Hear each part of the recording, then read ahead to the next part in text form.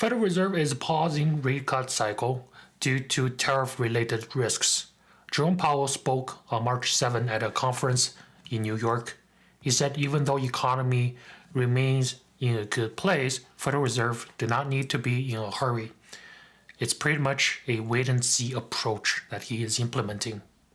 This speech comes after the first pause happened in this rate cut cycle implemented on the latest FOMC meeting in January.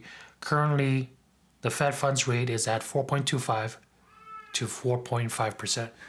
If you look at where forecasts are, look at the blue chip, look where everybody's forecasting some inflation effect from tariffs. So it's very likely that if tariffs are imposed, and let's remember, we really don't know what's happening yet. We're at a stage where we're still very uncertain about what will be tariffed, for how long, at what level. We're going to have to wait to see all of that. But the likelihood is that some of that will find its way.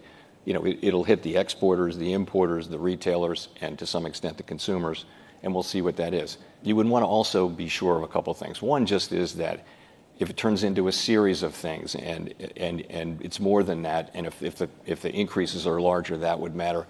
And what really would matter is what's happening with longer-term inflation expectations and how persistent are the inflationary effects. You want to look at all of those things, and you'd want to remember the current context, which is we came off of very high inflation, and we haven't fully returned to 2% on a sustainable basis.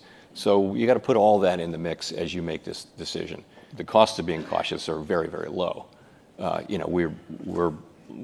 The economy's fine. It doesn't need us to do anything really, and so we can wait, and we should wait. Federal Reserve worries that tariffs applied by the current administration may lead to trade war with foreign countries, which may push up the prices. Currently, the U.S. year-over-year CPI is at 3%, and it's very noticeable since 2024 September. There has been a consistent uptrend, so that's not looking very good for the inflation. The core CPI year-over-year is at 3.3%, and it's pretty much the same level as 2024 June. So it's telling us the core is sticky and the headline CPI is uptrending. And the month-over-month CPI is also uptrending since June of 2024. The unemployment rate in US touched 4.2% in July of 2024. And right now it's down to 4.1%. So it shows that the job market has resilience. Right? The unemployment rate is still somewhat under control.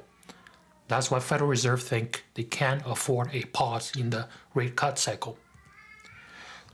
So in terms of the outlook, the market is pricing in a 88% probability of another Federal Reserve pause in the next FOMC meeting that's happening in March 19th, 2025.